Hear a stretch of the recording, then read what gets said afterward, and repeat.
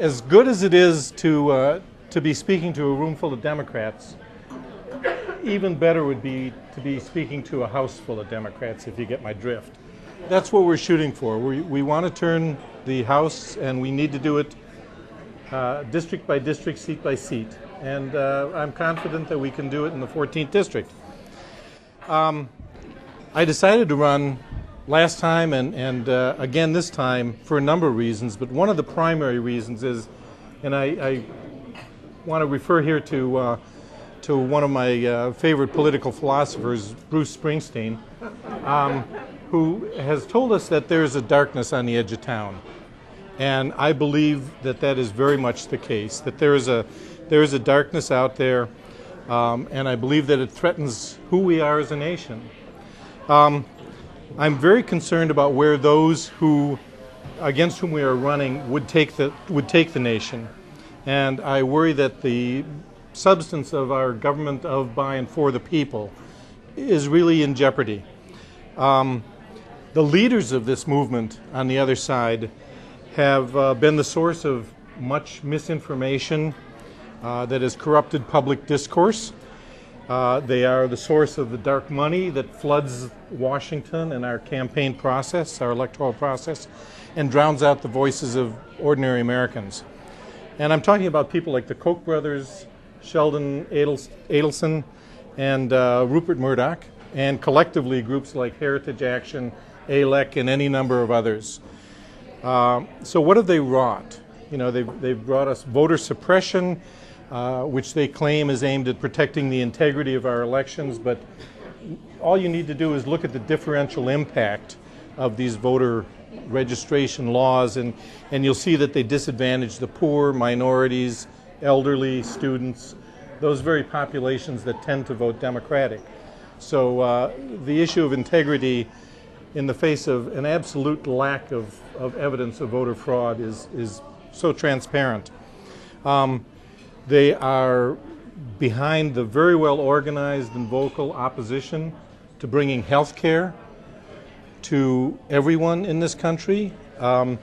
These people have been shut out of the health care system forever, and they deserve to be brought in. They provide the impetus behind such efforts as opposition to abortion services and even access to contraception. And it's not that they are interested in these issues in particular. It's that they know that they can draw to their core people for whom these issues are key. They are people who, and this is one of the most important ones to me, when faced with different mechanisms for addressing the debt and deficit in this country, they will, if they are faced with only two choices, only two options, either ask a little more of those people who have much, or take from those people who have little or nothing, there's no discussion. They will always go for the latter. And it's disgraceful. The primary feature of this entire movement is fear. You know, the people are fearful that in a country that's rapidly becoming minority majority, they are somehow going to be, strangers in their own land. They are fearful that if you don't have a gun and the right to carry it wherever you go, that they are going to be victims of a crime, and that crime is surely going to be committed by someone who doesn't look like them. They are fearful that the current administration is socialist, although, as we all know, corporate profits are at an all-time high and there's no rush to the door on the part of American business. And they are fearful that their faith is under attack by those of us who believe that an individual's faith should have no bearing whatsoever on their rights under the Constitution and their ability to participate in democracy. And as probably more than anything, they seem to be fearful that somewhere out there, someone is getting something they don't deserve. And it's just appalling. And that someone who's getting something they don't deserve is invariably poor. So the list goes on. And while they're distracting people with this fear-mongering, America is being corporatized. We're turning into a country where profit is more important than people. And to me, that's not who we are. We are a better people than that. They're creating a nation where people, most frequently those young and of color, are being incarcerated for profit. They are creating an education system in which profit is the primary motive. They are fighting to maintain a healthcare system that denies care to so many, to tens of millions, and protects the profits of care providers. And they are creating a legal system under which those of greatest power are insulated from redress of grievances when they do wrong. They're also gutting regulations that for generations have protected us. And the example that they use most frequently, and the example that I like to use most frequently, is the Environmental Protection Agency, which is a particular bugbear for them. And I'm old enough to remember Love Canal and acid rain and when the Cuyahoga River caught fire. I mean, we've come a long way since then, but they would have us reverse that. They're against regulations, the sort of regulations that have brought us safer food, cleaner water, drugs that do what the manufacturer says they're supposed to do, and on and on. And what the sad part is that what most of the supporters of these people don't seem to realize is that their interests are not the interests of the leaders of this movement. They are consistently voting against their own self-interests. So where does our current representative stand? His signature legislative accomplishments have been the introduction twice of a bill that would spend $500 million, that's $500 million, on abstinence-only sex education.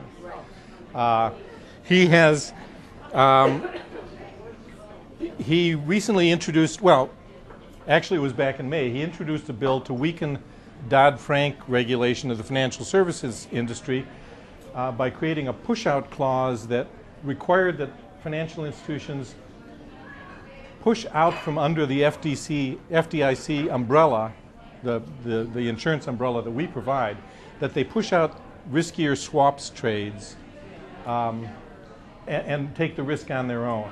Now this bill unfortunately passed the House, and I don't know how many of you may have heard of the bill, but I don't know how many of you are aware of the fact that Citigroup wrote 70 of the 85 lines in that bill. So we all know that Citigroup has our best interests at heart. He's voted against Violence Against Women Act. He's voted numerous times, obviously, to repeal the Affordable Care Act. He voted last week to effectively block some other rules under Dodd-Frank that would require that certain financial advisors develop a fiduciary relationship with their clients, meaning that they will work in the interests of their clients and not in their own personal well-being.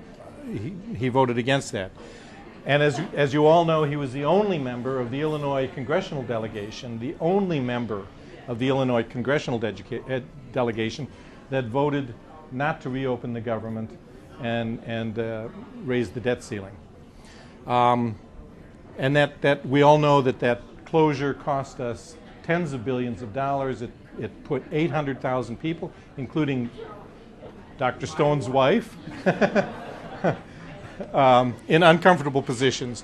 He is a member of the group of 80 that Charles Krauthammer described. You all know Charles Krauthammer? He was a member of the group of 80 that Charles Krauthammer described as the Suicide Caucus. Now, I don't know about you, but when Charles Krauthammer essentially says that someone is crazy right, I take his word for it because he's in a position to know the breed. Mr. Hultgren consistently gets high marks from the most conservative groups, 82% from Heritage Action, 88% from the American Conservative Union, and my favorite, he has a 73% approval rating from the John Birch Society. And to me, in my view, any approval rating above a 0 from John Birch is a cause for real embarrassment. So his ideology is not in doubt, but his ability to work with others cooperatively to develop answers to the problems the nation faces is in real doubt. So I'm running because I believe that one person can make a difference. I am running because I know, we all know, that the problems this nation faces were not caused by teachers, they were not caused by organized labor, and they were not caused by the poor. I'm running because we all need to get the money out of politics. It has a corrupting influence, and by that I don't mean to imply that individual congresspeople are personally enriching themselves, although that has happened in the past. It's probably happening now and probably will happen in the future, but it's corrupting in that it stifles some voices to the benefit of others. I'm running because all of us in this room, I think, want to give voices to those people who have been shut out of the system. The poor, the elderly, minorities, immigrants. They have been shut out of the system effectively, and we need to change that. And I'm running because we believe in workers' rights, we believe in workers' protections, we believe in access to health care for all, we believe in voting rights, the rights of women and minorities, we believe in equal pay for equal work, and we believe in a living wage. And we need a business or an environment in which small business can indeed prosper, and that's been a problem. I believe that there are enough of you out there to make this change happen. I sincerely believe that. I would not be doing this a second time if I didn't think that that was the case. This is not exactly what Susan, could you stand up? This is not exactly the sort of retirement that Susan and I had in mind. So we need to, I need your time, I need your talent, I need your money, I need your commitment, I need all of these things from you. We still have opportunity to collect more signatures on petitions, so see us about doing that if you're interested. I need opportunities to talk to groups, organizations that you may be involved with. House parties are great if you have a house and are willing to do that. And every contribution, whether it's $5 or $2,500, is equally valued. When I started this the first time in 2012, I told Susan, I'm not going to accept any contributions from anybody but individuals who live in the 14th district. And Susan's response was something like, don't quit your day job, which was weak advice because I didn't have a day job anyway. So, in sum, democracy is not a spectator sport. There's a conservative organization, and I forget the name of it right now, that back in the late 60s, it was part of the whole silent majority thing, said that if you ignored democracy, it'll go away. And I'm fearful of that happening. We need to get Democrats out and voting. And as to borrow a phrase from the Tea Party, as they're fond of saying, we need to take this country back. And I sincerely believe that we do, we can, and that we will. So I want to thank you all again for coming out tonight. I really appreciate your support. And I'm confident that a year from tonight, this is 1 year to the election, a year from tonight we will win. Thank you.